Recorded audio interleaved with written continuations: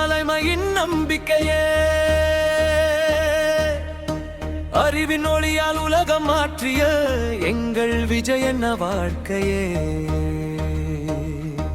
கல்வியின் தீபம் ஏற்றி வந்தார், கண்களில் கனவுகள் விதைத்து வந்தார். படிப்புதான் பலம் என உரைத்தார், புதிய பாதை அவர் காட்டினார். சாதாரண மக்களின் சிரிப்பில் சமூகத்தின் மாற்றம் கண்டார். அறிவின் வழியில்